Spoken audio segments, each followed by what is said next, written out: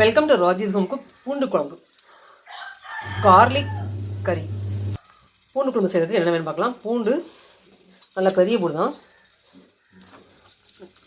பொடி பூண்டு பார்த்தீங்களா, அது டேஸ்ட் அந்தளவுக்கு நல்லா இருக்காது. இது நல்லா மாவாக இருக்கும், டேஸ்ட் நல்லாயிருக்கும். நாட்டு பூண்டு தான், நாட்டு பூண்டுலேயே பெரிய சைஸ். இதான் பூண்டு குழம்புக்கு எடுத்து சாப்பிடும்போது பீஸ் அவ்வளோ அருமையாக இருக்கும் டேஸ்ட் சாப்பிட்றதுக்கு. ரசத்துக்கு போகிற பூண்டு பூண்டு குழம்பு வச்சா அந்தளவுக்கு டேஸ்ட் இருக்காது. ஆனால் அது இதோட அதில் சத்து அதிகம். பொடி பூண்டில் இது நம்ம டேஸ்ட் கொடுக்கும்.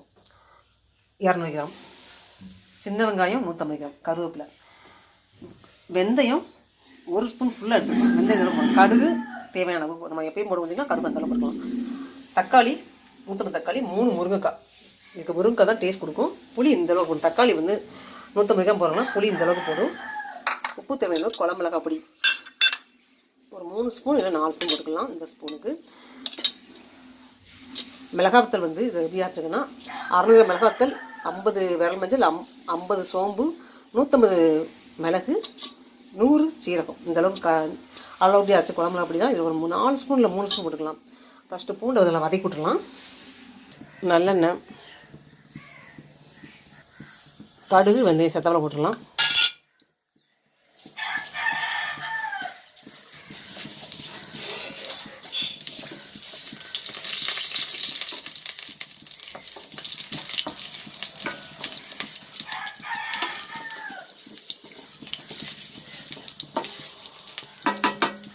வெந்தயம் நல்லா பொரிஞ்சு நல்லா கசப்பு தன்மை வந்துடும். குழம்புல நல்லா பொரிஞ்சிடணும் வெந்தயம்.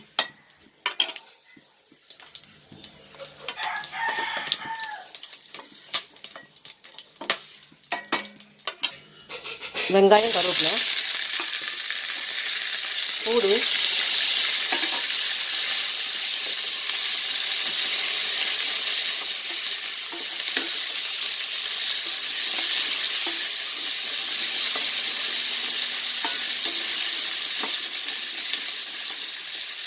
ஒரு மூடி போட்டு நல்லா வதங்கும். பூண்டு,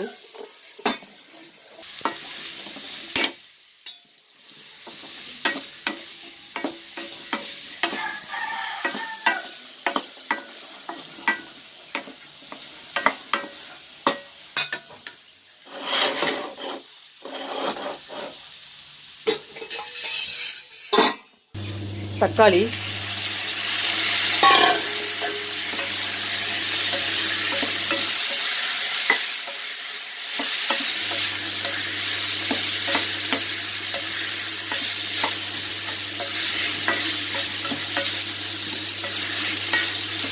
தக்காளி விலை மலிவுனால கூட கொஞ்சம் தக்காளி போட்டிருக்கேன்.